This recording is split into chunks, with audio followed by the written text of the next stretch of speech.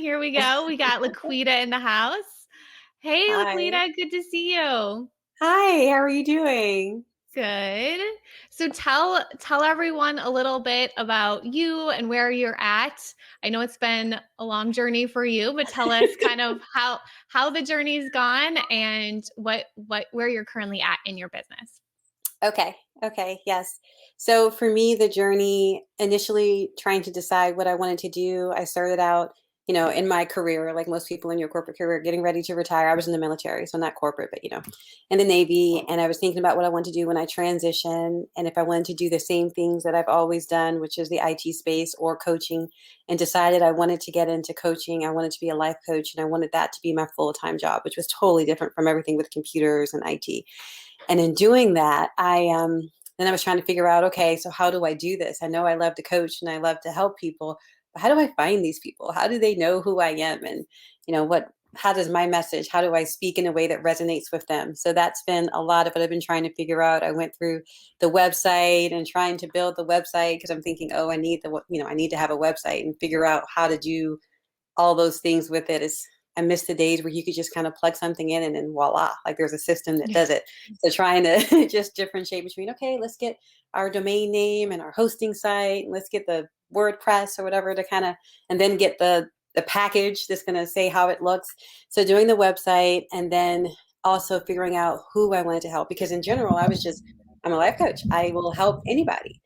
And I didn't realize how important the niche was. And just going through and coaching, I realized that with my messaging, it wasn't really resonating with anybody because they didn't know who I was talking to. They couldn't tell, Mm. is she talking to me? She's just coaching everybody. So I I toned that and dialed that in a bit. And in thinking about it, I saw a big need to work with people in the military, work with them, both active duty and then transitioning, and even with veterans after they transitioned. And so I built my website, focused on that, and I started doing my messaging on LinkedIn. I did a couple LinkedIn posts and then Facebook, kind of centered around that. And then, of course, in a journey where you kind of get sidetracked, we have this focus where we want to go, and then something happens where we get sidetracked. I started doing my survey and informational interviews and discussions with people. And there was a bit of discouragement with that because as a coach, I'm a paid coach. And from the military space, most things were thinking about free. And most people were looking for free services, free transition, volunteer services. And I was trying to break away from that because when I first started coaching, I was doing a lot of volunteer services because I just, didn't want to charge people. It was that kind of that mindset. But that wasn't going to help me grow a business. And I realized very quickly that was going to lead to burnout. That was not following the classy career girl principles at all for how we wanted to have a business, to do it all for free. Yeah. So in my interviews, I started to see some of the pain points, but a lot of them, I realized they were overlapping therapy and coaching. And then a lot of what the people were asking for were more career specific advice and not necessarily the life coaching space. So then I made the switch to work with women and just women who felt like they were overwhelmed, women who were on the edge, juggling all their roles. And that could include women in the military, but just helping them not lose themselves in the process of doing everything. So then I started working towards that and trying to gear my marketing towards that. And that is the space I'm in now. But so I will say that what I found is very important is to just figure out what you want to do, pick one thing and focus on it. Because I personally have started thinking like, but wait a minute, there's still such a need for military. Why did I switch from that? And then when I find myself, it's kind of that analysis paralysis there, right? Because I'm going back and forth, like I want to help them, then I want to work with these women. And so then I'm kind of, but now there's direction. I'm moving Yep. forward. I've decided I'm going to move forward with the women and just do my messaging in a way that kind of speaks to maybe some pain points in military, maybe some women in career, maybe some stay-at-home wives, whatever, but speaking to the women who just feel like they've got so many roles to balance. So now I what love I've it. done is the website, oh sorry, is still there, the Facebook, and so working on being consistent on Facebook and Instagram with my messaging to reach out to people. I And love now that. I'm working on the actual offer. Sorry. I just love that you kept taking action to figure out that clarity in that direction because you could still be sitting here. Which one should I choose? But like you went out there and started to talk to people, and that gave you the clarity that like it's to broaden a little bit, but you can still work with military women too. Yes. So I love that you got clarity by taking action, because sometimes we just stay stuck and don't do anything. Yes. So, one of the things you Yes. mentioned that you were thinking is it might have worked for others, but it won't work for me in my market. Tell me a little bit about that thought. Well, okay. So yes, I was thinking that first with some of the people who were working with military. I felt like they had different credentials. So then I was having a little bit of that kind of imposter syndrome, like, okay, well, I'm coming out and I've been in the military, I want to help them, but I'm not the same as the 3-star who just retired, who's mentoring to people and things like that. So I was having a little bit of that imposter syndrome, thinking like, okay, so maybe it'll work for them, but not for me. So switching to women. And then I noticed too, in working with women, I saw so many, because there's so many successful life coaches out there, and I see them all doing so well. And I was thinking something was wrong with me, and I was doing something wrong, because like, well, why is it working for them? It's so easy for them. They make offers, meet people, make offers and offer to help them, and then there it is. So what's wrong with my offers? What am I doing? And so I was in that mind space of thinking, well, it works for them, but not for me. There's just something Mm. wrong with how I'm doing it. And I even questioned if I should be doing this. And then I realized that I wasn't doing the right thing, because it was my passion. I was happy doing it. It was that it's all about numbers, right? You have to make so many offers. You have to keep taking the action. I talked to one coach, and she asked me, well, how many people, for example, how many people have you made an offer to this week? And when I thought about it, I said, well, I've done posts. And she said, no, no, not posts. How many people did you legitimately talk to? And there's a huge difference, because I was thinking I'm making offers in my posts, social media, call me. And when I said Nope. one, I said, well, one. She's like, okay, okay. So let's think about this. If you've got to make so many offers, right? You make so many offers to people to get your yes. Like, let's say you have to make 20 offers, for example, and out of that 20, maybe you'll get 2 yeses.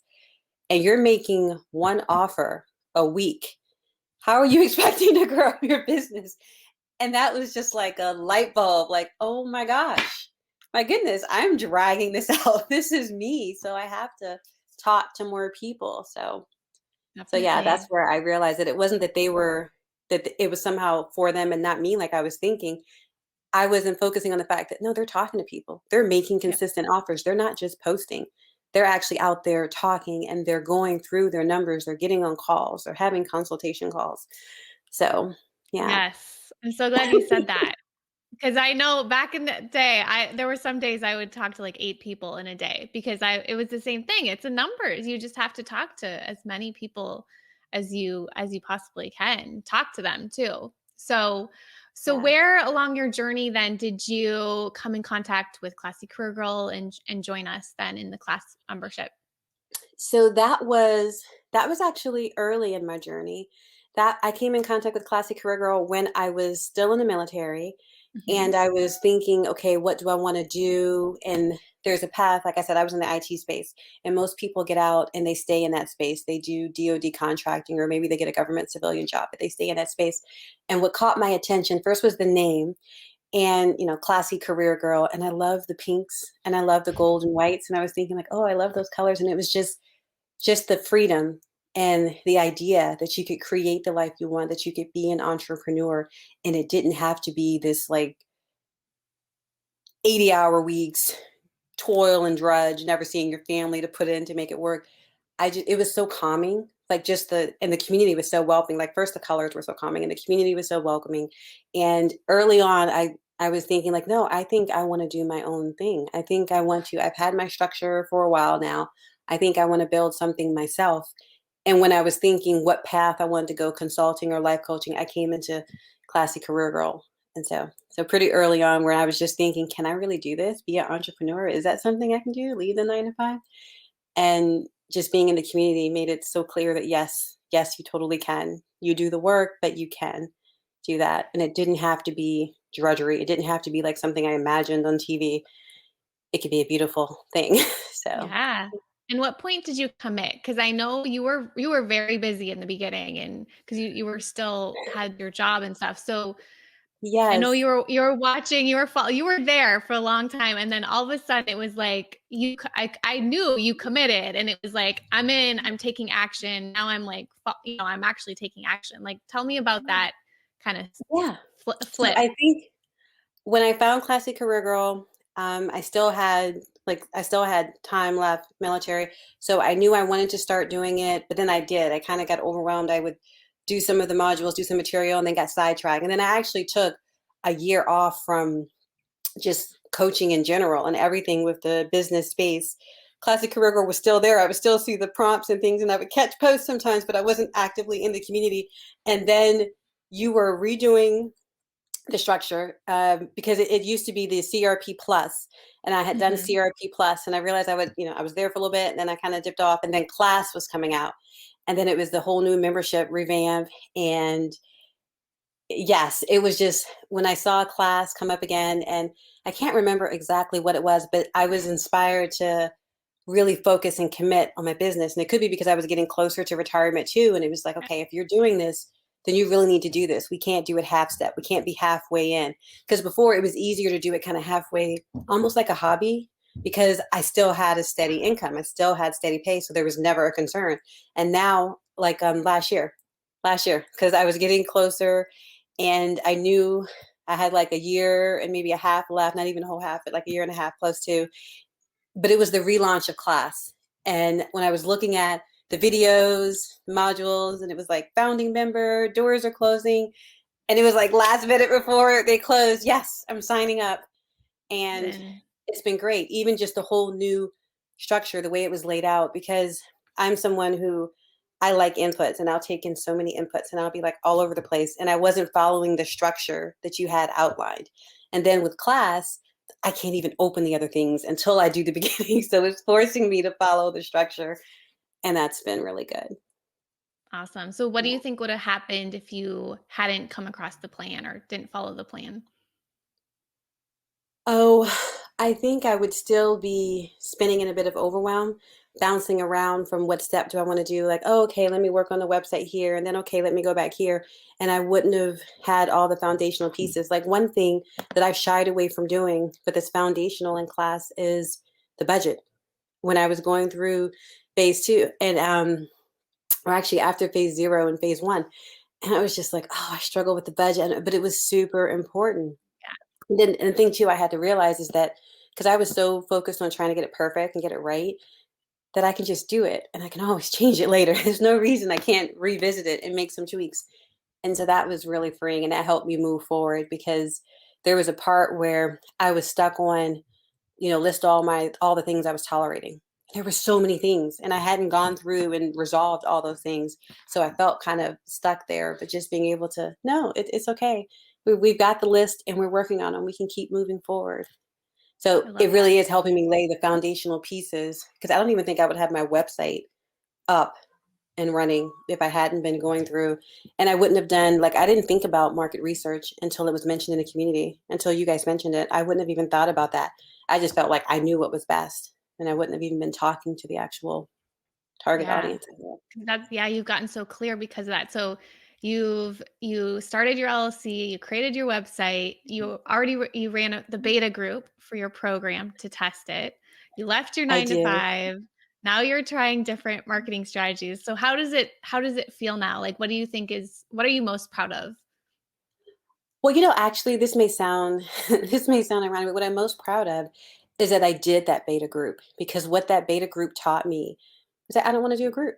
I actually want to do Mhm. one-on-one right now. So now I have some clarity on that because before I was trying to think how to do both, how to have a group and then have one-on-ones and kind of have these dual purpose. But now I know after doing the beta group that I think I enjoy one-on-one more.